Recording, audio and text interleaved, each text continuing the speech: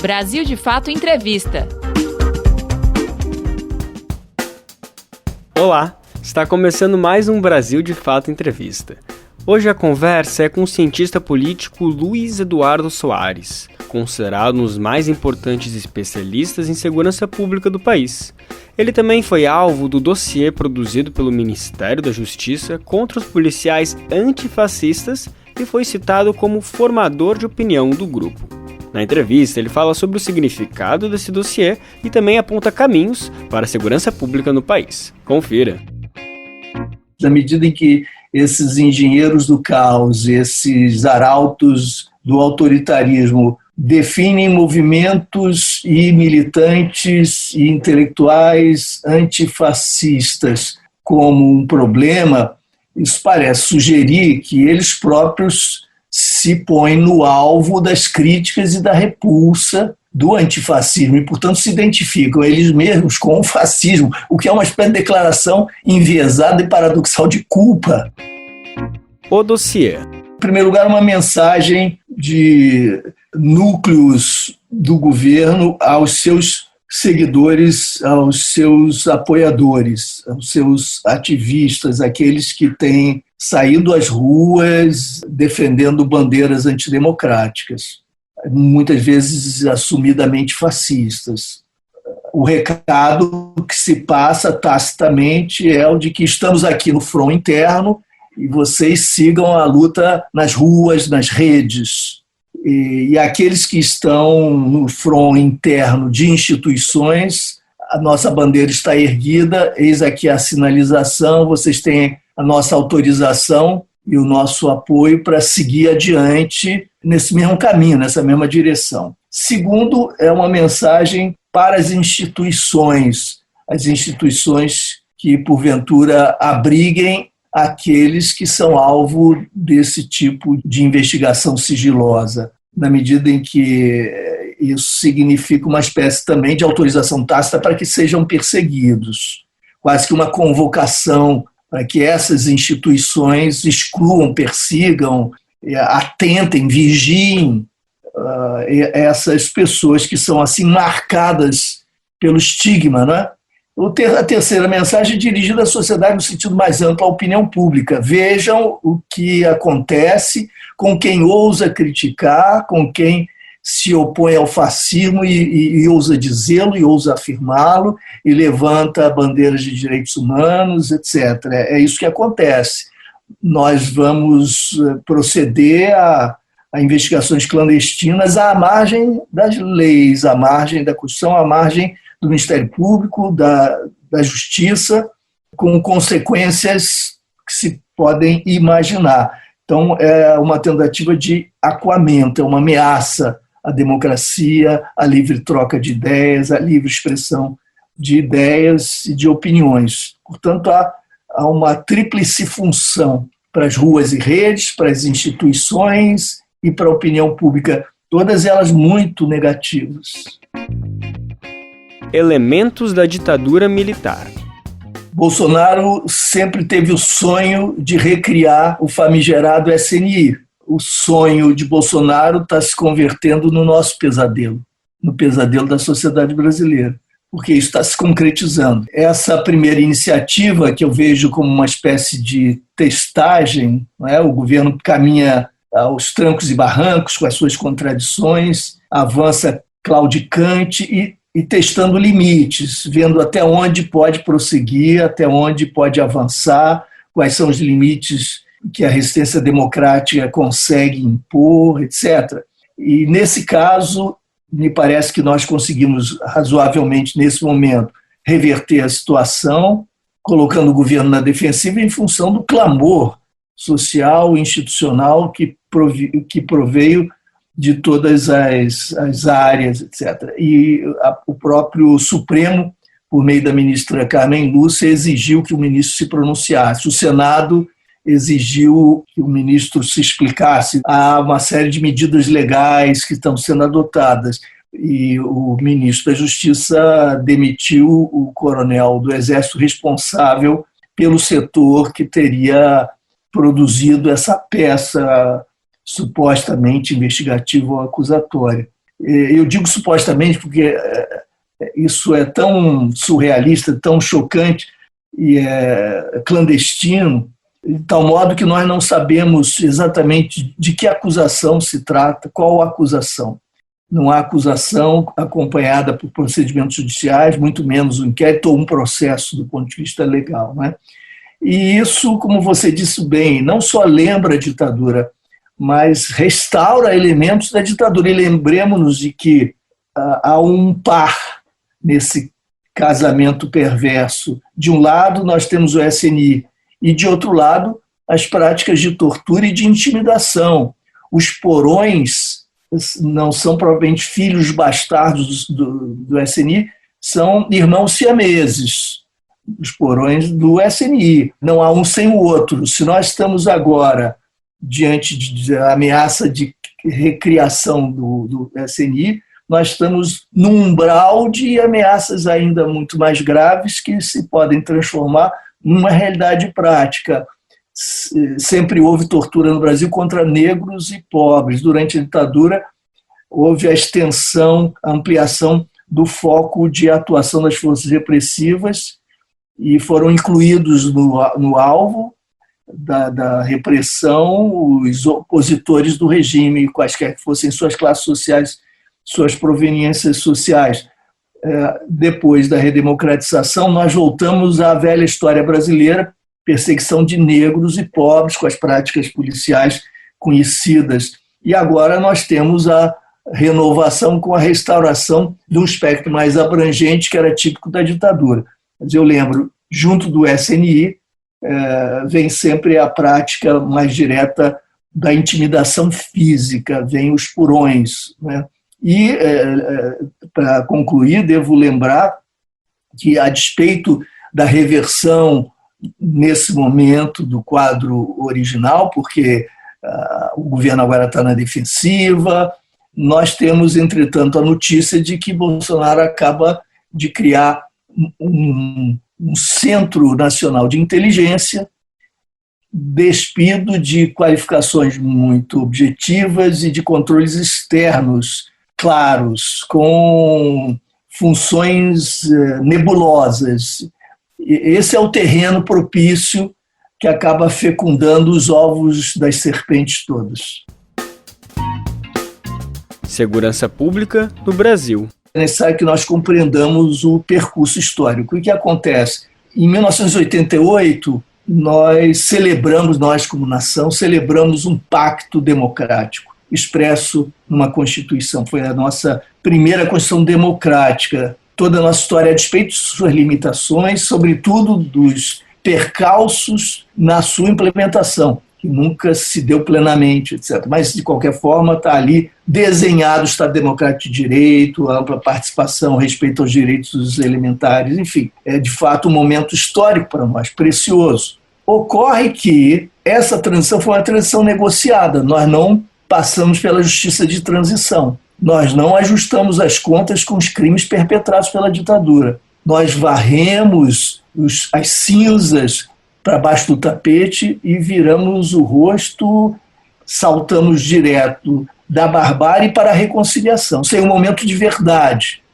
para usar a expressão de Mandela, né? Ele sempre pensava que antes da reconciliação era indispensável um momento de verdade, mesmo que não houvesse punições a torturadores e assassinos da ditadura. Mas era necessário o momento de verdade para que uma ruptura fosse simbolicamente fixada, politicamente instaurada, para que o negacionismo se tornasse impraticável do ponto de vista da história, né? Fosse absolutamente necessário para todos reconhecer o que ocorreu no Brasil, o banho de sangue que foi a ditadura e tudo mais. Bom, nós não passamos pelo momento de verdade, nós não passamos por justiça e transição, nós transitamos diretamente para o momento subsequente. E o caráter negociado dessa transição, que, aliás, replica a história das transições por cima, sempre, né, no elitismo autoritário do capitalismo brasileiro, nessa negociação, os militares atuantes no regime ainda estavam fortes naquele momento, a correlação de força ainda estava equilibrada. e eles impuseram algumas barreiras ao processo de democratização e reservaram uma área, a área da segurança pública. Essa área ninguém toca, essa área não vai ser tangida pela democratização. Ela se torna uma espécie de reserva ecológico-política, político-institucional, né? Uma ecologia institucional muito peculiar.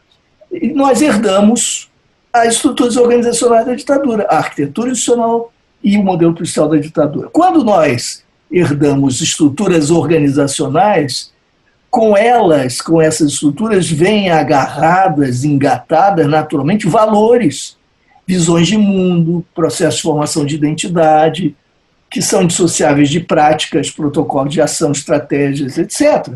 Emoções, circuitos afetivos, símbolos. E um parêntese, a ditadura não inventou a violência policial. A violência policial caminha ao lado da história brasileira, que é a história do racismo estrutural e das desigualdades de classe profundas.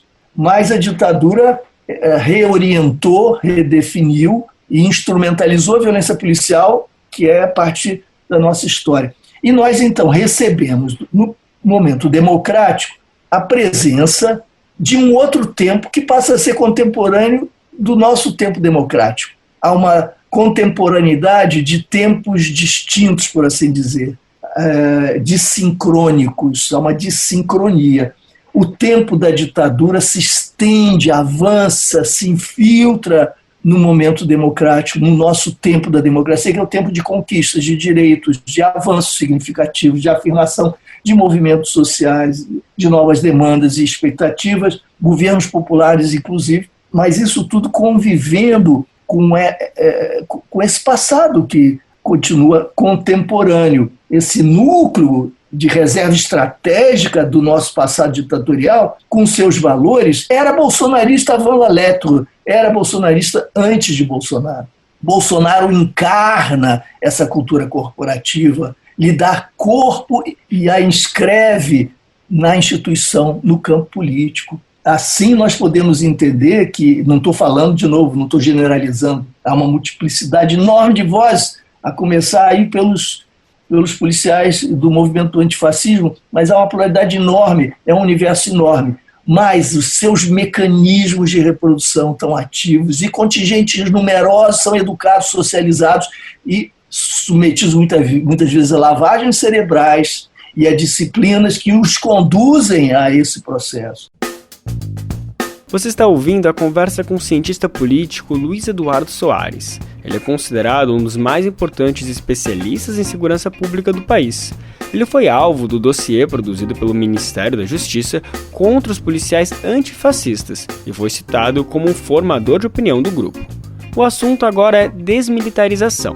Nós precisamos passar limpo essa arquitetura institucional que nós herdamos da ditadura. Não dá para conviver com ela, até porque ela traz consigo muitos valores, etc. Mas mesmo que não fosse o caso, elas são incompatíveis com a democracia e com o respeito que os policiais merecem, etc. Então nós temos que desmilitarizar a polícia ostensiva, que hoje é a polícia militar. Não faz nenhum sentido que ela seja a polícia militar. Para que está servindo a natureza militar da instituição policial ostensiva? Um fato vai ajudar todos e todas que nos estão assistindo a compreender exatamente. Uma promotora corajosa, importante no Rio de Janeiro, resolveu apresentar um TAC, um termo de ajuste de conduta ao governo do Estado há alguns anos, que é uma forma mais hábil, mais ágil do que uma ação penal, que torna tudo muito difícil, complicado, etc. E para que ela apresentasse propostas de mudança, ela tinha também de identificar os problemas e resolveu ouvir as denúncias que provinham dos policiais, particularmente os policiais militares, contra a sua instituição. Ela começa seu relatório na primeira versão dizendo o seguinte: eu visitei os policiais militares nas UPPs A, B, C, D e E e os encontrei trabalhando em condições análogas à da escravidão. Parece um exagero retórico, mas não é. Eles trabalhavam em contêineres a 50 graus à sombra, o ar refrigerado pifado, não havia conservação nem energia suficiente, sem condições sanitárias, faziam as necessidades do mato, comiam nas biroscas da comunidade, quase que por favor, com coletes à prova de bala vencidos, amedrontados, acuados, sem saber a que se destina o fato de estarem ali, sem orientação, sem norte, se sentindo isolados e abandonados, e, mais que tudo, em regimes, em jornadas de trabalho que excediam, inclusive, aqueles padrões que são considerados regimentalmente aceitáveis apenas em situações extremas, em crises extraordinárias. Mesmo esses parâmetros estavam sendo superados por jornadas que eram absolutamente desumanas. Isso conduz a alcoolismo, drogadição, angústias e sofrimento psíquico, utilização de remédios tarja preta como forma de mitigar o sofrimento, a ansiedade, as angústias. A natureza militar dessa instituição passou a servir como instrumento de superexploração da força de trabalho. Eles não podem dizer um ai, eles não podem hesitar no cumprimento da ordem, eles não podem questioná-la, eles não podem se insubordinar com canais de organização de expressão sindicais, ou o que seja, eles não podem judicializar o problema. E qual é o benefício que traz essa rigidez hierárquica com centralização decisória? Traz benefícios para a instituição policial, para a instituição do Exército, para as Forças Armadas, porque é essa verticalidade rígida e a centralização decisória que permitem a adoção do método próprio para essas instituições, que é o pronto emprego, que é o deslocamento célere de contingentes humanos e materiais de modo convergente. Essa é a metodologia aplicada na guerra. E essas são instituições criadas para a proteção da soberania nacional, do território nacional, por meio, inclusive, bélico no limite. Portanto, se justifica, se compreende esse formato. Transplantar, transferir esse formato para uma polícia é absolutamente injustificável. União das polícias. O segundo ponto é que nós precisamos que cada instituição policial cumpra o conjunto das funções policiais, quer dizer, faça trabalho ostensivo, trabalho investigativo. Só no Brasil nós temos essa divisão. Uma polícia escreve preposições, adjetivos, substantivos, a outra escreve advérbios e os verbos, etc. Nunca vão ser capazes de produzir um parágrafo em comum. Há conflito, não há cooperação. Essa divisão não existe no mundo e não funciona, segundo os 70% dos próprios operadores da segurança pública. O terceiro ponto que tem de ser enfrentado é esse da duplicidade das polícias. Nós precisamos de carreira única. Vejam só, há duas polícias em cada um. A polícia civil é a polícia dos delegados e a polícia dos agentes. A polícia militar é a polícia dos oficiais e das praças. Universos valorativos diferentes, pretensões e expectativas distintas. Por mais que um policial que tenha entrado pela porta de baixo na polícia militar alcança com uma melhor trajetória do mundo, com dedicação, com competência e capacidade, depois de 25 anos, o maior ranking que ele alcança, posição hierárquica, é de sargento. Não passa dali, ele nunca vai dirigir a sua polícia, não vai ser coronel, etc. Ao contrário do que acontece nas polícias do mundo, e a possibilidade de você crescer na sua carreira é muito importante, faz com que você perceba que o superior não é superior a você, ele está numa posição que decorre do tempo de trabalho, da qualificação, etc., e que isso vai ser transicional, você próprio vai ocupar eventualmente essa posição. Isso também serve à coesão interna, ao enriquecimento coletivo das experiências, etc. Então, essas três bandeiras, desmilitarização, carreira única em cada unidade policial, em cada instituição policial, e ciclo completo das atividades em todas as instituições, essas bandeiras são bandeiras que estão presentes na PEC 51, que o senador Lindbergh Faria apresentou em 2013 ao Senado Federal, e para a qual eu contribuí, e não só eu pessoalmente, né, mas tantas que se associaram nesse esforço ao longo de muitos anos. Impacto para o cidadão. Eu acho que há uma maneira da gente ser bastante claro e direto. Às vezes a pessoa, com a melhor das intenções, me diz assim, puxa, não, tudo que você diz é bonito e tal, eu também acho muito legal, bonito, ser a favor de direitos humanos, tudo isso é lindo, mas eu quero o seguinte, eu quero chegar vivo em casa e quero que meus filhos cheguem vivos em casa. E se, para isso, for necessário matar bandido, que se matem os bandidos. Bom, eu já ouvi muito isso, e a resposta é muito simples e muda a cabeça das pessoas se as pessoas quiserem ouvir a resposta de verdade. A resposta é a seguinte: eu não vou tentar convencer ninguém em torno de valores, né? Mas eu vou dizer o que está acontecendo na prática, o que aconteceu, porque essa orientação não é novidade, né? Todo mundo sabe que essa é a prática corrente. Nós estamos há décadas experimentando isso, o resultado está aí. Isso já foi experimentado. O Brasil é um laboratório de execuções extrajudiciais, de violência policial. Isso é o que está aí. Vocês estão gostando do resultado? Alguém está satisfeito? Nem os policiais estão, nem a sociedade está. Quem é que está satisfeito com o resultado? Bom, o que acontece? Quando a autoridade dá ao policial na ponta direito de matar, não em legítima defesa, porque isso todos nós temos, não precisamos pedir licença a ninguém, diante da iminência do risco máximo de vida, de morte, nós podemos reagir, e também para salvar um inocente, podemos, de policial, evidentemente. Nós estamos falando de licença para matar, em qualquer circunstância, sem que se lhe cobre nada. Muito bem. Quando a autoridade dá ao policial na ponta liberdade para matar, dá também ao policial liberdade para não fazê-lo. Você pode matar, pode não matar. E isso pode se converter numa moeda atraente, porque o policial mal orientado, e há policiais mal intencionados, chegam na ponta diante do suspeito e dizem o seguinte: olha, não me custa nada te matar, nada, não vai ter nenhum problema, é possível até que eu ganhe um prêmio, qualquer coisa assim. Posso também não te matar. E aí? Quanto vale a vida? Quanto é que você me dá para sobreviver? Eu negocio a sobrevivência.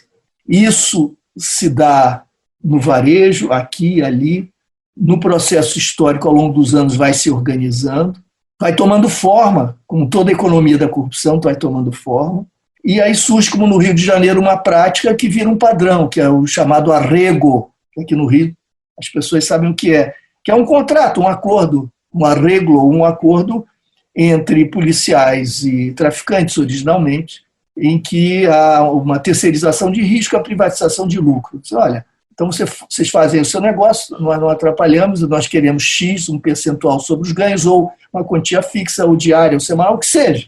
Mas nós fazemos um acordo. O acordo decorre da licença para matar.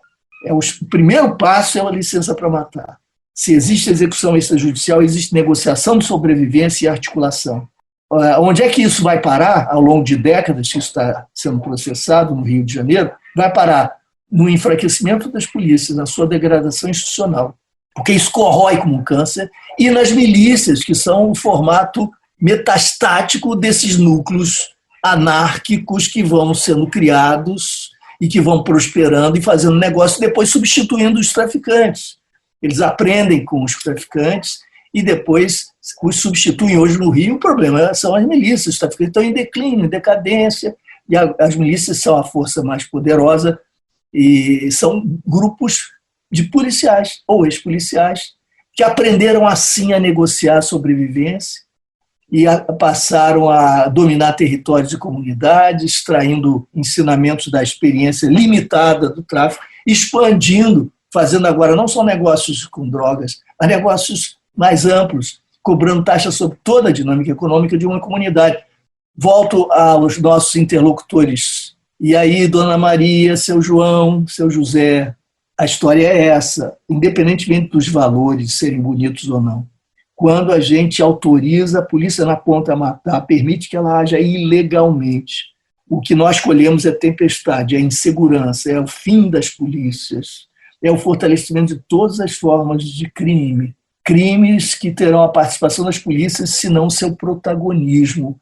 Isso é o começo do fim. Portanto, no sentido mesmo pragmático, mesmo prático, mesmo que a senhora e o senhor não gostem de direitos humanos, essas bandeiras, acho tudo isso romântico, idealista, o fato é, praticamente, se a gente permite que a polícia haja com ilegalidade na ponta, a gente desmonta a polícia e a gente acaba investindo na insegurança pública. Esse é o resultado dessa história do Rio de Janeiro, por exemplo.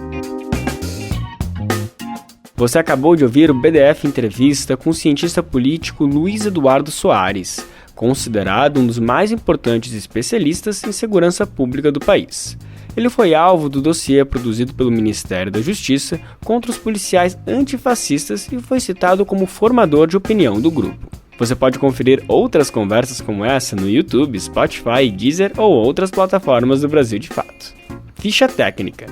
Apresentação: Lucas Weber. Entrevista: Marina Duarte de Souza. Edição: Vanessa Nascimento e André Paroche. Coordenação: Camila Salmásio e José Eduardo Bernardes. Direção: Beatriz Pasqualino e Nina Fidelis. Até a semana que vem. Brasil de Fato Entrevista.